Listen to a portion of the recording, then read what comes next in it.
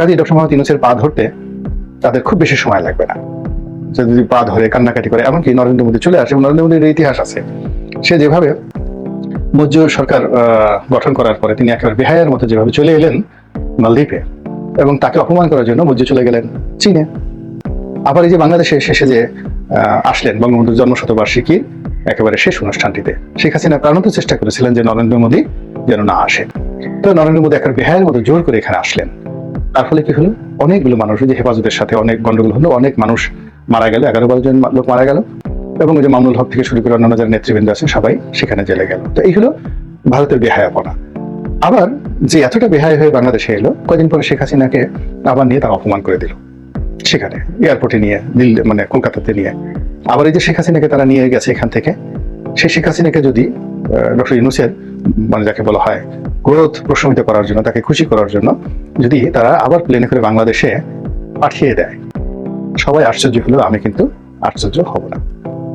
প্রধানমন্ত্রী নরেন্দ্র মোদী, তিনি থেকে শুরু করে আগরতলা সীমান্তের একজন সাধারণ নাগরিক, সবাই মিলে বাংলাদেশের বিরুদ্ধে উঠে পড়ে লেগেছে। তারা ইউনূস সরকারকে অপদস্থ করতে, বাংলাদেশকে অপদস্থ করতে এমন সব প্রচারণা চালাচ্ছে দেশে এবং দেশের বাইরে, এবং এমন সব কথাবার্তা বলছে, মনে হচ্ছে যে আজই তারা বাংলাদেশ দখল করে নিয়ে যাবে এবং বাংলাদেশকে একেবারে মাটির সঙ্গে মিশিয়ে দেবে। এখন তারা তাদের যে আচরণ, সে আচরণ মনে হচ্ছে যে তারা সিদ্ধান্ত নিতে পারছে না যে তারা কি পুরো বাংলাদেশ দখল করবে, নাকি চট্টগ্রাম দখল করবে, নাকি দিনাজপুরের যে শিলিগুড়ি করিডোর সেটি দখল করবে, নাকি যে ফেনীতে আমাদের যে চিকেন নেক রয়েছে সেই চিকেন নেক বরাবর পুরো চট্টগ্রামকে বিচ্ছিন্ন করে দিয়ে ওটাকে নিয়ে আলাদা একটি রাষ্ট্র গড়ে তুলবে, জুমল্যান্ড।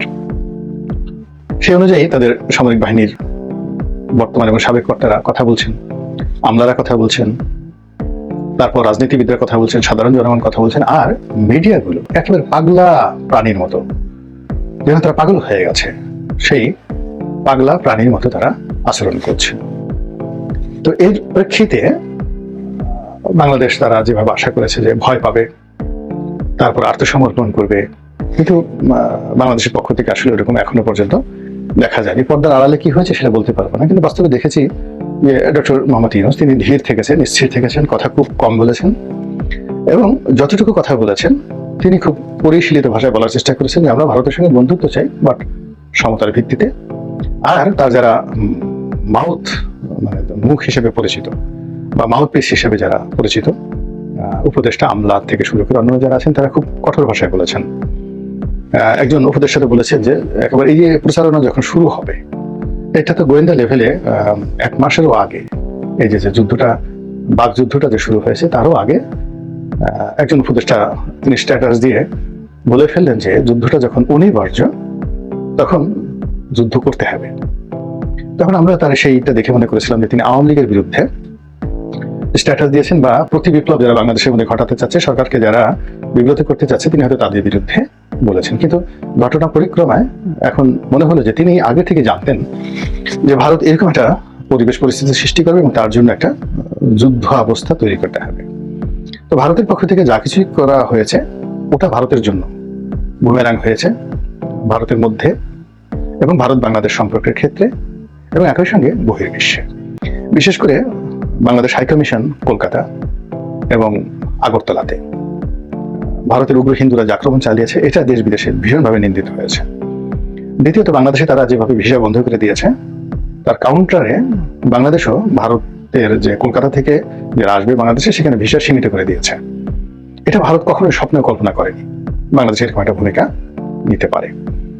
এরপর যেটি হয়েছে সেটি হলো তারা একেবারে এত ছোট মন মানসিকতা এবং এত অল্প চিন্তা, ভারতের বড় বড় রাজনীতিবিদ, বড় বড় সাংবাদিক, তারা যখন মুখ ঝুলিয়ে ঝুলিয়ে বলে যে আমরা তোমাদেরকে পেঁয়াজ দেবো না, আরে বাবা, পেঁয়াজকে আমরা মাগনা আনি কিনা, তোমরা যদি বরং এটা একটা পচনশীল দ্রব্য খুব দ্রুত বাংলাদেশে আসে, 6-7 দিনের মধ্যে চলে আসে একেবারে ক্ষেত থেকে, এই 6-7 দিনের মধ্যে যদি বাংলাদেশ না হয় তাদের অন্য দেশে এক্সপোর্ট করতে হয়, তাহলে তাদেরকে রেফ্রিজারেশনে যেতে হবে, রিফার কন্টেনারে করে বা জাহাজে করে তাকে এই পেঁয়াজ রপ্তানি করতে হবে। আমরা যেমন ফল ফলাদি মিশর থেকে আনি, তো রেফ্রিজারেটরে করে আনি, একটা কন্টেনারের ভাড়া যদি $800 হয়, $800 হয় ধরুন, বা 1 লাখ টাকা হয়, তো ওটিকে যখন আমরা রিফার কন্টেনারে আনি তখন সেটা ভাড়া হয়ে যায় 6 লাখ টাকা। মানে মিনিমাম নর্মালের চেয়ে 6-7 গুণ বেশি ভাড়া দিতে হয়। ফলে পণ্যমূল্য আপনি দেখেন যে দক্ষিণ আফ্রিকা থেকে যে কমলাগুলো আসছে এগুলো 250 টাকা থেকে 300 টাকা করে পার কেজি আপনাকে কিনতে হচ্ছে। কিন্তু এটা যদি আপনি দক্ষিণ আফ্রিকা থেকে কিনেন আপনি দেখবেন যে হাইয়েস্ট 20 থেকে 25 টাকা করে পার কিলো সেখানে বিক্রি হচ্ছে। মিশরও তো আমরা রিফার কন্টেনার করে আনতেছি। আবার আমরা আদা, রসুন, পেঁয়াজ আমরা যদি চীন থেকে আনি আমাদেরকে রিফার কন্টেনারে করে আনতে হয়। এর কারণ হলো এখানে খরচ একটু বেড়ে যায়। তো ভারতের ক্ষেত্রেও যেটা হচ্ছে সেটা হলো এখানে মানে ডবল, অর্থাৎ তাদের যদি ইংল্যান্ডে এই পণ্য এক্সপোর্ট করতে হয়, কিন্তু ইংল্যান্ডে তো তারা পারবে না, কারণ ইংল্যান্ডে সেখানে তারা চীন থেকে নিচ্ছে। তো চীনও রিফার কন্টেনার করে পাঠাচ্ছে, ভারতে রিফার কন্টেনার করে পাঠাচ্ছে, তারপরে আমেরিকাও চীন থেকে আনছে রিফার কন্টেনারে, ভারতের রিফার কন্টেনারে। তো ভারতের যে পেঁয়াজ, আদা, রসুন এইগুলো যে মান এবং এখানে যে উৎপাদন ব্যয় এবং ভাড়া, তার সঙ্গে চীনের ভাড়া অ্যাটলিস্ট 25% কম। ফলে ইউরোপের মার্কেট তারা ধরতে পারবে না। তাদেরকে ইউরোপের মার্কেট যদি ধরতে হয় তাহলে ওই চীনের সঙ্গে প্রতিযোগিতা করতে হবে। আর যদি উইদাউট রিফার নর্মাল ভাবে তারা এক্সপোর্ট করে আদা, রসুন, পেঁয়াজ, কাঁচামরিচ, তাহলে তারা এই প্রতিবেশী রাষ্ট্র, সীমান্তবর্তী রাষ্ট্র, যেখানে 3 থেকে 4 দিনের মধ্যে তারা মাল পৌঁছে দিতে পারে। তো এই ভারতীয় পেঁয়াজ যদি আমরা আমদানি না করি তাহলে তারা এই মাল খেতে হবে অথবা ফেলে দিতে হবে, অথবা তাদেরকে রিফার কন্টেনার করে অ্যাটলিস্ট বর্তমানে তারা যে মূল্যে বিক্রি করছে তার চেয়ে 25% to 50% অর্ধেক মূল্যে বিক্রি করে রিফার কন্টেনার করে ইউরোপে বিক্রি করতে হবে, এবং তাও শিওর না। এ কারণ হলো যে চায়নাতে ইউরোপের মানুষ কাজকর্ম অত ঝামেলা যেতে চায় না। আমরা যেমন দেশি পেঁয়াজ চাই, ছোট ছোট গুটি গুটি পেঁয়াজ চাই, কিন্তু ইউরোপে সে চিন্তা করে যে একটা পেঁয়াজে যদি আধা কেজি হয়ে যায় তো ওই একটা পেঁয়াজ দিয়েই সে দেখা গেল সব কাজ করে ফেলো, এই সময় তাদের নেই। তো আমরা যে ধরনের পেঁয়াজ উৎপন্ন করার ক্ষমতা ভারতের নেই। ভারতের পেঁয়াজ আমাদের দেশের মতোই, দেশি পেঁয়াজ একটু বড় হয় ক্ষেত্র বিশেষে, এটা 60 to 70% হায়ার।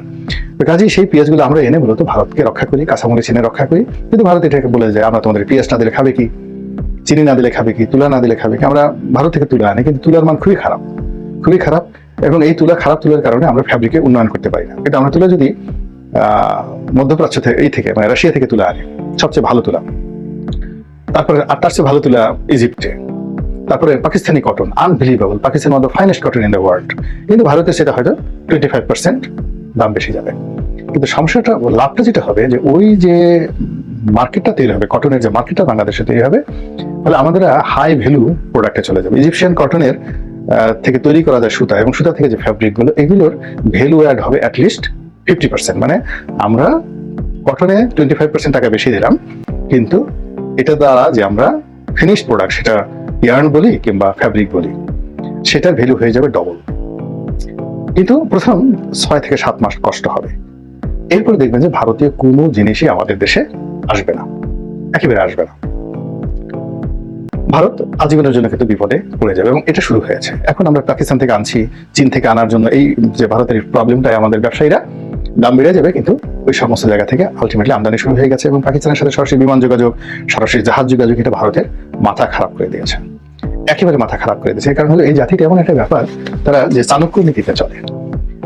তো চাণক্য নীতির মূল ব্যাপার হলো যে যুদ্ধ নয়, সরাসরি যুদ্ধ নয়, যুদ্ধের ভয় দেখানো। তাদের প্রথম হলো হুমকি ধামকি দাও, যুদ্ধের ভয় দেখাও, তারপরে যদি তারা ভয় না পায় তখন এই বেঈমান মুনাফিক তৈরি করে বিভিন্ন জায়গাতে দালাল তৈরি করে টাকা পয়সা দাও।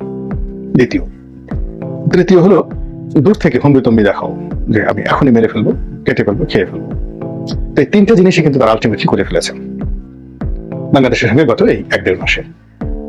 আর চতুর্থ যে জিনিসটা, যদি এই জায়গাতে ব্যর্থ হও তাহলে তুমি তাদের সঙ্গে সন্ধি করো, এবং ভারত এখন সেই সন্ধির পর্যায়ে এসে গেছে। ভারতের পররাষ্ট্র সচিব বাংলাদেশে আসছেন সন্ধি করার জন্য। এখানে চাণক্য নীতির আরেকটা বৈশিষ্ট্য হলো যে রাষ্ট্রের তোমার যে প্রতিবেশী রাষ্ট্র, সে কখনো তোমার বন্ধু নয়, সে তোমার শত্রু, জবন রাষ্ট্র। তো কাজে বাংলাদেশকে ভারত বা দিল্লি শত্রু রাষ্ট্র মনে করে।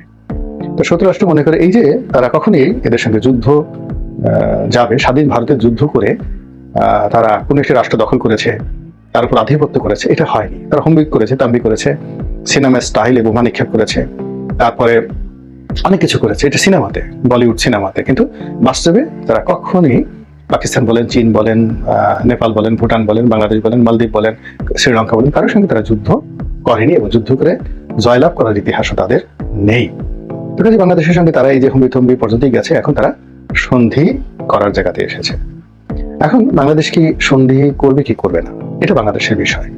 কিন্তু মূল ব্যাপার হলো যে ইতিমধ্যে ভারতের সাথে আমাদের যে সকল চুক্তি রয়েছে, তারপরে ভারত এখানে যে পরিমাণ ইনভেস্ট করেছে অবকাঠামোগত খাতে, বৈদ্যুতিক খাতে, এখানে এই যে বাংলাদেশ যদি কোনো কারণে সীমান্তে একটা যুদ্ধ অবস্থা বিরাজ করে, এটার ওসিলায় মানে এখন শান্তির অবস্থায় বাংলাদেশ আদানির সাথে চুক্তি বন্ধ করতে পারবে না। কিন্তু সীমান্তে যদি একটা দুর্ঘটনা ঘটে যায়, সেটা বাংলাদেশের পক্ষ থেকে ঘটুক, তাদের সাথে ঘটুক, বা এই আনরেস্ট যদি চলে, তাহলে সে সেখানে রামপাল বিদ্যুৎ কেন্দ্র সে দখল করে নিয়ে যেতে পারবে, ভারতীয়দেরকে তাড়িয়ে দিতে পারবে, নিজে চালাতে পারবে। পুরো ভারতের ইনভেস্টমেন্ট, যেটা 1971 সনের পরে আমরা করেছি, পাকিস্তানের সবকিছু আমরা জাতীয়করণ করে নিয়েছিলাম।